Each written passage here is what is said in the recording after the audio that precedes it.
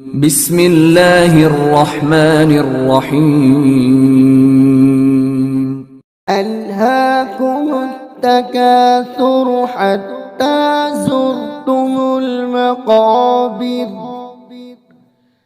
كلا سوف تعلمون ثم كلا سوف تعلمون